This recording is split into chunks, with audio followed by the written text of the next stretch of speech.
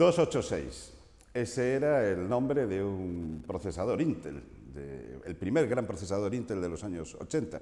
Estoy seguro que nuestro invitado, Manuel Martínez Rapela, tuvo algún ordenador con aquellos primeros microprocesadores que hicieron que revolucionaron la informática en esa década. Y bueno, pero no venimos aquí a hablar de informática, venimos a hablar del AVE, de las obras de alta velocidad. Estamos en Go 2018, nos acompaña Manuel Martínez Rapela, que como todos ustedes saben, porque es un invitado habitual en nuestro programa, es ingeniero de obras públicas y presidente de la Comisión de Infraestructuras de la CEC, una organización que, todo hay que decirlo, está presionando de manera crítica, además, por la situación en la que se encuentra. Digamos que el problema ferroviario en Galicia y particularmente en Ourense. Y 286, aparte de ese microprocesador, son los días 286, que hace que tendría que estar terminada la obra entre Pedralba de la Pradería y Ourense.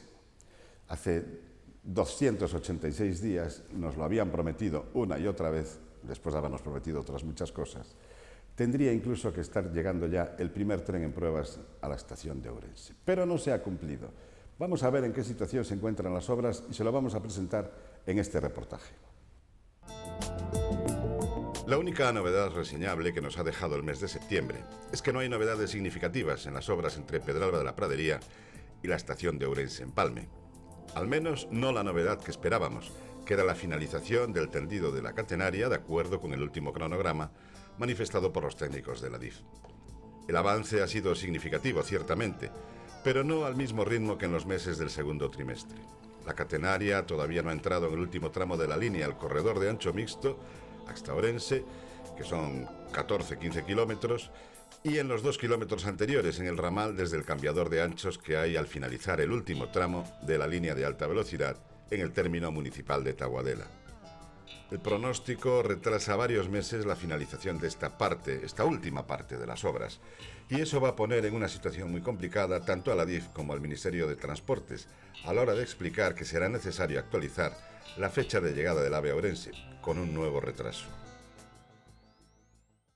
Les comentaba que nos acompaña Manuel Martínez Rapela. Manuel, está claro que tal como están las obras a día de hoy, la catenaria ya no está terminada, no estuvo terminada en septiembre, las obras no estuvieron terminadas según el último cronograma.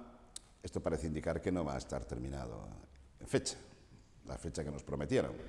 No, es evidente, es imposible que pueda estar terminado en la fecha. Además, siempre estamos jugando con cuándo está terminado. Yo siempre pregunto, ¿cuándo se van a vender billetes para poder ir a Madrid o venir desde Madrid, ¿no? Que esa es la fecha de puesta en marcha, porque la experiencia que tenemos con el tramo entre Zamora y Lobeznos no es muy halagüeña como para poner plazos ahora. Yo creo que están desesperados porque, de hecho, ahora ya sí empiezan a decir que el AVE llegará a Ourense en tal día. En Adif nunca se comprometían con esa fecha, pero ahora parece como si hubiera un apremio por dar cifras o dar datos, y el último fue Isabel Pardo, presidenta de la DIF, que había dicho que el AVE llegaría a Ourense en los finales de la primavera de 2021, principios del verano, de ese verano, del próximo verano. ¿Tú crees que eso es posible? Hombre, si las pruebas, es decir, una vez terminadas todas las obras de toda índole, infraestructura, catenaria, la alimentación eléctrica, el sistema Da Vinci para que puedan funcionar los sistemas y tal. Si están terminados en la primavera, por ejemplo, y pensamos en cuánto se tardó en hacer las pruebas en el tramo anterior, que todavía no ha entrado en servicio, que fueron casi 2 años, pues tendremos que añadirle a esa primavera 2 años más. Porque además, salvo que surja un milagro. Y los milagros en la tecnología no suelen surgir. No suelen, bueno, a veces se llaman milagros a planificar bien. Eso sí, está claro. Me estabas ya anunciando que las obras no van a terminar hasta la primavera, algo que yo por otro lado también sospecho. Hombre, yo creo que es imposible, ¿no? Independientemente de esas otras cosas, porque aún hay plazo. Indra todavía tiene plazo para el sistema Da Vinci, que es el de circulación y tal, que creo que va montado en Atocha, hasta diciembre del 21. por mucho que corra, no va a estar en servicio para esa época. Y el ECTREN y el ECNOR tienen plazo, yo creo que hasta bien pasado el verano del 21 para terminar la electrificación. Sí, claro que sí. Hay contratos que incluso llegando a esas fechas o excediéndolas, estarían en plazo. Y la experiencia nos ha demostrado de que la mayor parte de las obras se han terminado con contratos siempre fuera de plazo. Porque no tenemos más que ver el tramo entre Taboadela y Ourense, que tendría que estar finalizado ya el pasado mes de febrero.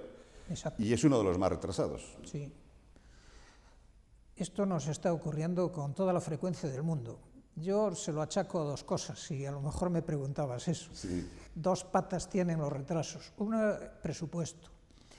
Independientemente de que se consignen los presupuestos, en los presupuestos generales del Estado, sí, que eso es una de las cosas que te las quería cantidades, preguntar. claro. Es decir, ¿el dinero que está en el papel Claro. ¿es dinero de verdad o es dinero de papel? Primero, legalmente tiene que estar en el papel para que se puedan ejecutar las obras, pero luego lo que al parecer no es preceptivo es que se gaste.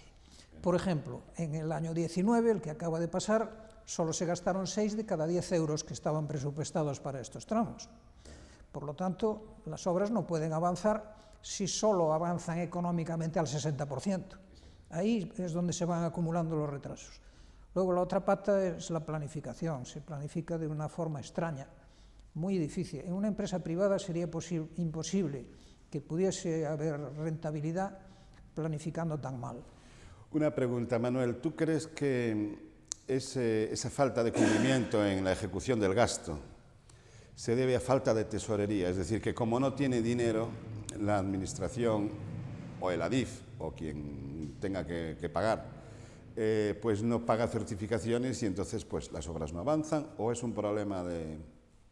Como hemos estado siguiendo desde el comienzo de las obras hasta hoy, desde Álvarez Cascos hasta hoy, venimos siguiéndolo, nos hemos encontrado con las dos cosas. Hay veces que se presupuesta sabiendo que no se va a gastar, simplemente por cuestiones políticas, supongo, de decir, a Galicia le vamos a consignar 600 y pico millones para que no digan y tal y cual, sabiendo que como no están adjudicadas las obras, que tienen todavía un proceso administrativo importante, que vaya por delante, y luego quedan de obra pues 2 o 3 meses que es imposible gastar ese dinero. Esas fueron unas circunstancias que ocurrieron a lo largo de varios años.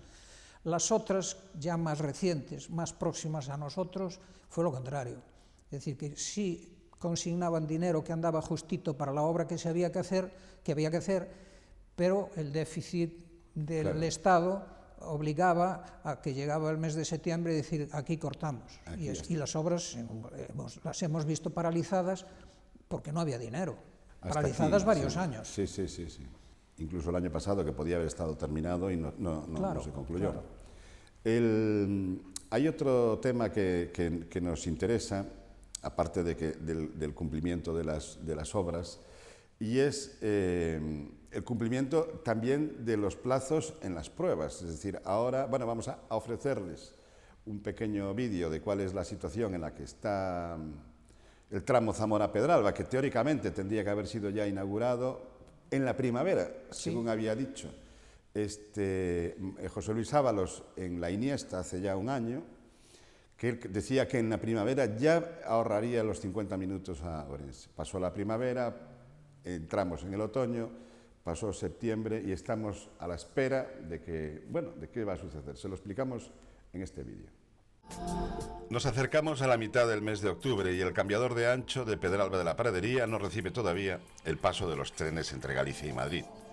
Se ha cumplido ya un año del primer viaje en tren por los 110 kilómetros entre Zamora y ese cambiador, en aquella presentación anuncio de José Luis Ábalos, entonces ministro de Fomento en funciones, en la que aseguraba que empezaría a funcionar en los primeros meses de 2020 con el consiguiente ahorro de 50 minutos para los viajes entre las ciudades gallegas y Madrid. Pero parece que el destino de nuestra línea de alta velocidad es que tras cada nueva fecha señalada haya un nuevo retraso.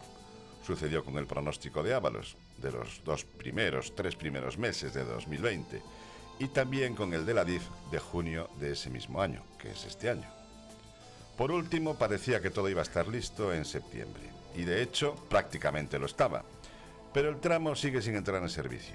Hay quienes sostienen que se debe a razones operativas, otros porque la Agencia Estatal de Seguridad Ferroviaria todavía no ha levantado el banderín de salida y otros porque la situación sanitaria aconseja esperar un poco más. El caso es que ahora, otra vez más, lo hizo ya en septiembre, Renfe tiene bloqueada la venta de billetes a partir del próximo viernes 16 de octubre para los 3 trenes diarios que conectan Galicia y Madrid, a la espera de que el estreno del nuevo tramo y de un nuevo horario que materialice el ahorro de casi una hora se produzca en algún día de la segunda quincena de este mes. Parece que vamos hacia atrás. Nos decían desde la DIF que cada nuevo tramo que se estrenaba acortaría el tiempo de las pruebas.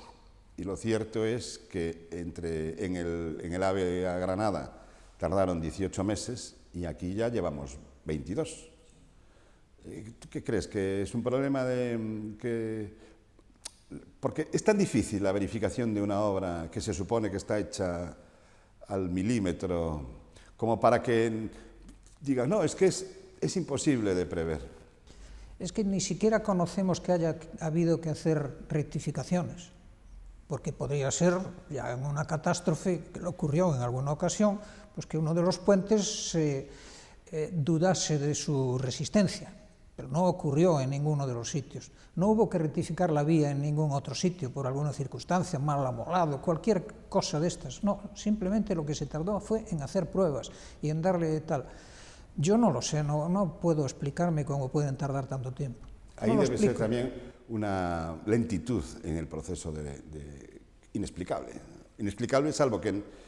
Para mí, desde luego, no hay explicación. Yo no la sé, vamos, que no tengan trenes para hacerlas... Ahora se está hablando como fecha en el Ministerio, los rumores de dentro del Ministerio, del día 17 de octubre para poner en marcha. Pero han dado tantas fechas que se puede retrasar de nuevo. A veces uno sospecha de que, ¿qué está pasando? No tienen maquinistas, no tienen trenes, que es verdad. Los trenes que tienen que venir aquí en este momento hay muchos diezmados y no hay los suficientes, por eso estamos mal de frecuencias. Por eso retrasan las pruebas, por eso en lugar de empezar la siguiente, pues pasan ahí unos días, pero la verdad es que no lo sé, esto es elucubrar.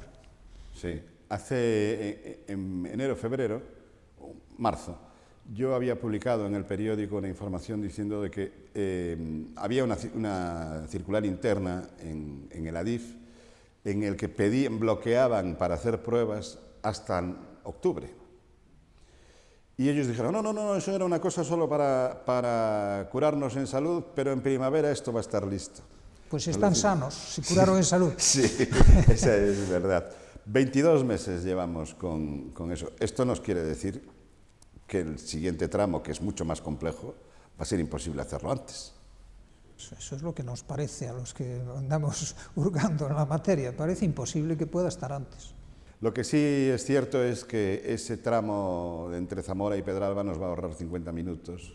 Muy importantes. Y va a ser importante porque podría poner a Ourense en 3 horas y media, ¿no? Más o menos. Sí.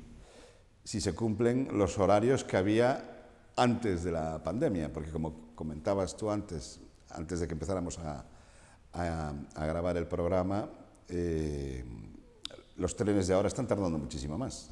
Sí, aún encima hay menos trenes y tardando más. Ya no hay ninguno de aquellas 4 horas y 20 que teníamos, que estaba bastante bien, aún esperando por estos 50 minutos. Estos 50 minutos van a ser importantes en algunas cuestiones colaterales, porque ida y venida son 100 minutos.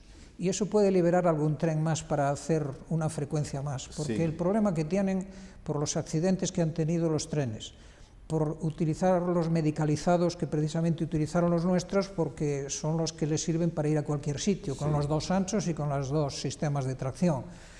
Y con alguna cosa más que les ha ocurrido como para tener que ir a algún otro sitio con algún tren de los nuestros, pues esto quiere decir que estamos teniendo 3 frecuencias cuando teníamos 6. Sí, 6 frecuencias que necesitaban de 8 trenes diarios, más los de reemplazo. Y en total me parece que hay 10 u 11, y hay otros que están trabajando entre Cartagena y Madrid. Hay 2 allí, o sea, que tendrá que haber otro de reemplazo. Supongo que siguen trabajando en los tren hotel transformándolos, supongo. Y esto que digo yo, que de los 100 minutos puede hacer, saliendo más temprano y llegando más tarde el tren, hacer una frecuencia más. Pero es una pescadilla que se muerde la cola. Ellos alegan que no hay viajeros por culpa del COVID y tal y cual, y por lo tanto menos frecuencias. Pero las menos frecuencias precisamente llevan a que no haya viajeros, claro, no haya usuarios. Porque si yo antes podía hacer gestiones en Madrid o enlazar con un avión o enlazar con otro tren para ir a otro sitio y ahora los horarios que hay no me lo permiten, no cojo el tren, vuelvo otra vez al coche. Además hay una cuestión que yo creo que nunca explican, es decir, hay que esperar a que crezca la demanda. ¿Cómo se espera que crezca? ¿Cree que la gente se acumula en la estación? Sí, sí. Entonces, cuando lleguen un número van a tal. Es totalmente... El servicio siempre va primero. De hecho, se demostró anteriormente, cuando se pasó de 3 a 6 frecuencias, o de 2 a 6 frecuencias, el crecimiento de viajeros fue exponencial, pero fue siguiendo una secuencia, no fue inmediata. Claro. Aquí tienes que invertir para que la cosa... La gente se va acostumbrando. Esto es igual que en las carreteras. La intensidad media de tráfico de una carretera convencional aumenta considerablemente si la transformas en autovía. Claro. De momento puedes decir, hombre, no merece la pena una autovía porque no hay suficientes coches en esa circulación. Pues cuando la pongas, seguramente los hay. Vamos a ver ahora un pequeño vídeo en el que exponemos cuál es la situación de la estación de Ourense o de las obras de la estación de Ourense, porque ese es el tema con el que me gustaría terminar el programa y que hablásemos. Los vecinos del barrio de Aponte asumen con estoica resignación el malestar por las obras que se están realizando en la estación, aunque para ser precisos, habría que decir que se trata de obras en su entorno, no en la propia estación. Por un lado, el parking subterráneo, cuyos trabajos avanzan y mantienen bloqueado el acceso a la plaza principal. Por otro, la estación de autobuses, más avanzada, y que además de facilitar la conexión o el transbordo del tren y el autobús, o a la inversa, va a acercar la terminal más hacia el centro de la ciudad. Pero, ¿y la estación? ¿Dónde están las obras? Hasta el momento solamente se han realizado las destinadas a facilitar el acceso provisional de los trenes de alta velocidad, con la consiguiente reconfiguración de la playa de vías y andenes. Pero la estación de Ourense, propiamente dicha, sigue todavía en el aire. La licitación de los primeros contratos que tendría que haberse producido entre el segundo semestre de 2019 y el primero de 2020 está todavía sin salir a información pública. Y lo que es peor, es posible que se demore indefinidamente, ya que hay pendiente un nuevo acuerdo que permita mejorar las condiciones del proyecto, acercándolo a la idea inicial de Norman Foster, una idea que partía de la base de que estación y variante exterior llegarían prácticamente al mismo tiempo. Bueno, estamos en un momento en el que todas las obras que se han realizado hasta ahora son provisionales, por lo que tenemos una estación de Ourense en parte también paralizadas las obras, porque las obras principales, las que se refieren a su reconversión en una estación intermodal, porque hay debate sobre el modelo que se quiere establecer ahora. ¿Tú qué piensas al respecto? Bueno, ahí hay dos cosas que se están haciendo y que van avanzando a buen ritmo, que son la estación de autobuses y el aparcamiento subterráneo. Respecto al resto, se han acondicionado las vías y los andenes para provisional, como dices tú, una provisionalidad que además da lugar a un movimiento de pasajeros incomodísimo en la ciudad de Ourense. Con una sola escalera convencional y con un solo ascensor para cambiarse de andén en estos trenes AVE que llegarán en su día y que quedarán incluso fuera de andén con su longitud, es difícil de entender. Se supone que después se hará de otra manera. Hay un convenio, hay un protocolo que habían firmado las 3 administraciones. Parece ser que ese convenio ya no está vigente y tendrán que hacer otro nuevo y esperemos que se vuelvan a sentar, hagan el convenio y digan a qué va a corresponder cada uno y qué estación van a hacer, pero no lo sabemos. Hay una cuestión importante que es también uno de los argumentos que se plantean para liberar espacio, y es que la estación de Ourense, que cumplió 68 años y aquello se planteó como una gran terminal de mercancías, que llegó a tener 47 vías en su playa de vías. Hoy la mayor parte de esas vías están infrautilizadas o están simplemente como apartadero para vagones que están ahí en espera de venta. ¿Tú crees realmente que merece la pena mantener esa estructura mixta de estación de viajeros, estación de mercancías, Sería el único caso en Galicia, además. Desde Ourense se están haciendo estudios, sobre todo desde el polígono de San Ciprián, y estamos colaborando ahí con el Foro Liceo, todos los grupos que participan en él, que es que tenemos 3 estaciones de mercancías. Tenemos la estación Empalme, tenemos la estación del polígono de San Ciprián, que utiliza Coren fundamentalmente, y tenemos la de Taboadela, en donde se mueven las basuras. Sí, sí. Entre en 15 kilómetros. Claro, entre la del polígono y la de Taboadela se mueven el 85% del tonelaje de mercancías de la provincia de Ourense.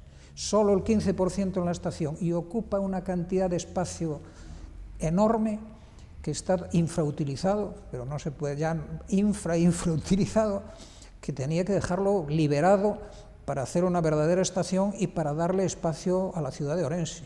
En su día lo expropiaron con un fundamento, y cuando deja de haber ese fundamento tiene que volver, supongo, a la ciudad. Y eso lo vemos imprescindible. En el polígono se podían mover muchas más mercancías de las que tal. Y además hay una cuestión. La vía de Zamora va a quedar libre cuando funcione el AVE. Esa vía es mucho más moderna que la de Monforte, se hizo bastante, y la de León, se hizo bastante antes, tiene menos curvas, de radio mayor, las curvas, tiene menos pendientes, no hay pasos a y nivel. sobre todo queda libre. Es decir, que no hay que esperar a que pasen los trenes de pasajeros ni nada. Pues ese es el camino para que tengamos la estación en el polígono de San Ciprián. Y además tienen los terrenos, solo hay que hacerla, y una estación de mercancías hoy cuesta muy poco. Es una inversión baja porque es un gran andén con un par de vías a los lados y algún que otro hangar que se haga allí, no necesita ninguna otra historia. Ahí la prueba está en el caso del polígono, que lo que tú dices, la estación, el polígono es el punto en el que más mercancías se descargan y cargan, porque es el tren cerealero que todos los días viene con 22 vagones desde Marín. Y es un andén. Es un andén que ni siquiera tiene una locomotora de maniobras, tienen ahí un tractor con unos ejes. Un sistema de descarga, sí, tienen nada más. Además, los trenes hoy no son aquellos trenes paqueteros, llamémosle así, como estos que describías de la estación, donde venía un vagón que había que bajar cosas para uno, para otro. Hoy los trenes casi son de unimercancía, ¿no? Si es que se puede decir así. Los trenes llegan desde origen a destino, van con una mercancía determinada. Es decir, y si no van en contenedores, que eso luego ya... se mueve el contenedor y queda en el sitio. Otra cosa a favor de eso es que al lado está la ciudad de transportes. Si estamos hablando de intermodalidad, siempre que hablamos de pasajeros, que ahora se ha puesto muy de moda lo de intermodal, ¿por qué no hablamos de intermodalidad con las mercancías? En eso tienes absolutamente toda la razón. Hay otra cuestión, y es que con este debate también la estación de Ourense tiene pendientes de inversión, teóricamente algo más de 100 millones de euros, y se está aplazando, ¿no?, de manera indefinida la decisión de cómo se va a resolver esa estación y de cómo se va a ejecutar. Hoy día ya tendrían que estar adjudicadas al menos los primeros contratos, según el cronograma de Adif, pero no hay nada. Está todo en el aire. Podría ocurrir que todo quedase en el aire, un poco al socaire de la crisis que se está viviendo en estos momentos. Podría ocurrir, pero tenemos precisamente por la crisis una oportunidad única, que son los fondos europeos. De todos los fondos europeos que están establecidos para revivir de esta crisis que tenemos, hay unos que son 140.000 millones que le van a tocar a España, que son para inversiones. Inversiones en unas cosas determinadas, entre ellas la intercomunicación y digitalización y cambio climático. Todo esto es el AVE. El AVE ahorra energía, el AVE es de los más digitalizados que puede haber y está interconectando, que es lo que hace que se homogeneicen las economías de los lugares. Luego, todo eso puede entrar para poder meterle a la Unión Europea el proyecto de terminación del AVE a Galicia. A mi juicio, claro, todo esto son especulaciones propias. Manuel, el tiempo se nos echó encima y nos han quedado muchos temas para hablar, pero podremos hablarlos en el próximo programa, si te parece. Yo les emplazo a que nos acompañen entonces y que mientras pueden seguir ustedes informados bien a través de las páginas de la región, de Telemiño, por supuesto, o de nuestra web, Go 2018. Les iremos informando puntualmente de todas las novedades que haya y esperamos que en el próximo programa, en el que estemos aquí, ya esté inauguradas ese tramo de Zamora a Pedralba, de Zamora a Lobeznos, que es justamente donde está, en la localidad de Lobeznos, el cambiador de ancho, y que nos ahorrará 50 minutos. Muchas gracias por acompañarnos, gracias Manuel por ilustrarnos, porque siempre nos ilustras, y nos vemos en el programa que viene.